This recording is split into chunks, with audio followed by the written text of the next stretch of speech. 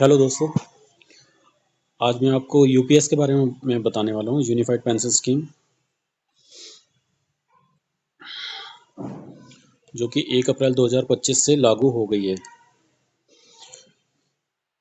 ये आर्टिकल आपके सामने है, आप भी इसे रीड कर सकते हैं। यूनिफाइड पेंशन स्कीम यूपीएस 1 अप्रैल 2025 से लागू होगी। यह उन सरकारी कर्मचारियों पर लागू होगी जो पहले से एनपीएस के तहत रजिस्टर्ड हैं और सरकार की तय शर्तों को पूरा करते हैं। योजना के लिए एलिजिबिलिटी। यूनिफाइड पेंशन स्कीम का लाभ केवल उन्हीं कर्मचारियों को मिलेगा जिन्होंने कम से कम 10 साल की सर्विस पूरी कर ली है। और पात्रता क्या है, अहम पॉइंट। Super एन्युएशन retirement. 10 साल की सर्विस पूरी करने वाले कर्मचारियों को रिटायरमेंट की तारीख से पेंशन मिलेगी। FR56J के तहत रिटायरमेंट। ऐसे कर्मचारी जो बिना किसी दंड के इस प्रावधान के तहत रिटायरमेंट होते हैं, वे भी रिटायरमेंट की तारीख से पेंशन पाने के हकदार होंगे। स्वैच्छिक रिटायरमेंट VRS। 25 साल या उससे अधिक की सर्विस के बाद VRS लेने वाले कर्मचारियों को यह पेंशन मिलेगी, जो उनकी सामान्य रिटायरमेंट की उम्र पर शुरू होती है। इन्हें नहीं मिलेंगे यूपीएस के फायदे। हालांकि यूपीएस का लाभ उन कर्मचारियों को नहीं मिलेगा जो इस्तीफा देते हैं या सर्विस से हटाए जाते हैं या बर्खास्त किए जाते हैं।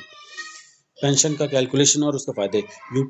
यूपीएस में पेंशन का पैसा और सर्विस के सालों के आधार पर तय किया जाएगा। Full pension. 25 साल या उससे अधिक सर्विस करने वाले कर्मचारियों को अंतिम 12 महीनों की औसत बेसिक पे का 50% पेंशन के रूप में मिलेगा। अनुपातिक पेंशन। 25 साल से कम सर्विस वाले कर्मचारियों को उनकी सर्विस के अनुसार पेंशन मिलेगी। न्यूनतम गारंटी। 10 साल या उससे अधिक सर्विस वाले कर्मचारियों को कम से कम 10,000 रुपये मंथली की तय पेंशन दी जाएगी। मृत्यु के बाद परिवार का फायदा। अगर पेंशन अगर पेंशन अगर पेंशनर की मृत्यु हो जाती है तो उसकी विधवा विधुर को पेंशन का 60% मिलेगा। यह पेंशन सुपर एन्युएशन VRS या FR56J के तहत रिटायरमेंट की तारीख से दी जाएगी।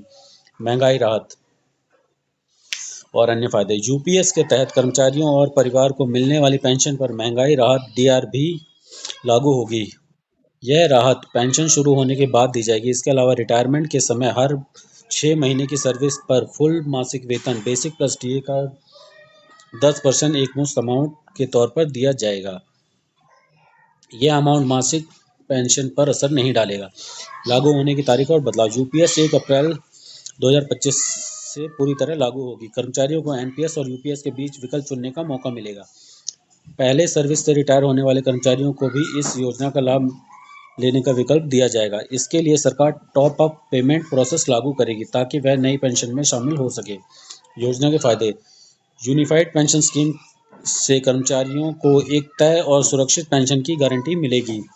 यह कदम कर्मचारियों के आर्थिक भविष्य को सुरक्षित करने के साथ साथ ओपीएस और एनपीएस दोनों के लाभों को जोड़ने में अहम भूमिका निभाएगी।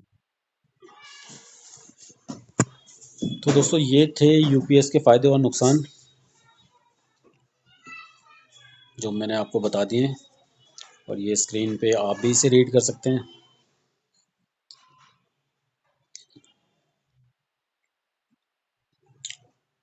अगर ये इन्फॉर्मेशन आपको सही लगी तो मेरे चैनल को सब्सक्राइब और वीडियो को शेयर ज़रूर करें।